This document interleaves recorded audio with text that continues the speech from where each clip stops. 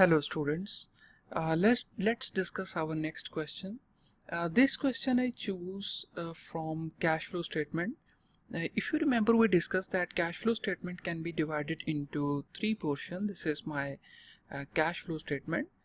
There are basically three portions of cash flow statement. One is called cash flow from operations. I will write only OP. OP means cash flow from operations.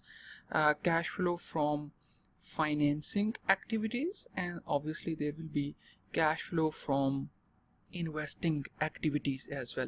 So operations, finances, and from investments.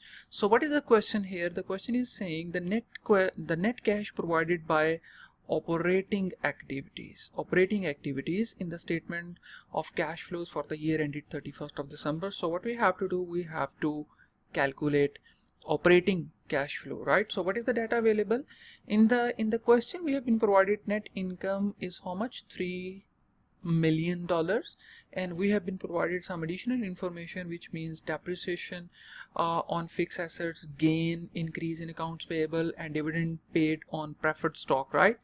So few things will be there which will be added up into the net income, that will be added up into the net income, and few of the things will be deducted from the net income, right? So let's discuss first of all about the depreciation, right? So depreciation is basically a non cash items, right? If you remember, while discussing the cash flow statement, we discussed that in case of non-cash items, if they are expenses, they will be added back to the net income. And when we talk about gains will be, like you can say, deducted from the net income when we talk about cash flow statement from operations, right? So if we talk about increase in accounts payable, what is the concept of increase in accounts payable? Obviously, what will be the double entry of increase in accounts payable? Can anyone tell me? Yes, you are right.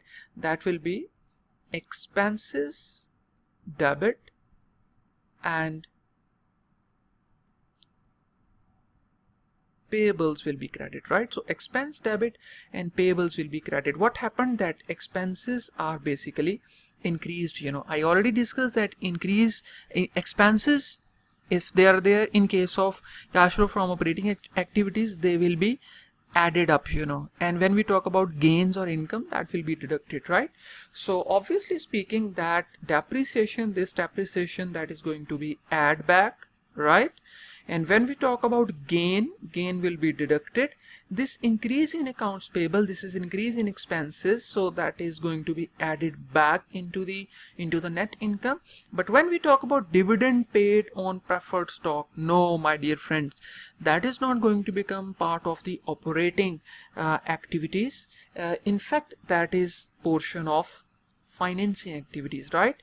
So in any case, this portion, this dividend paid, is not going to become part of the operating activities, because this is part of the financing activities. Okay, so rest of the question, I hope that it's very simple and straightforward, but I will still solve in front of you how to do it. So you are going to have net income, which is basically 3 million, and after that what you are going to have depreciation, which will be added up, 1.5 million. After that we are going to have gain is basically $200,000. This gain, like I told you, that will be deducted. And after that you are going to have increase in accounts payable. This is basically an expense item, and expenses, they are going to be added back, right? So once you are going to solve all of these things, then you are going to get 4.6 million, right? So what is the answer? The correct answer is basically C, 4.6 million. I hope you understand the question.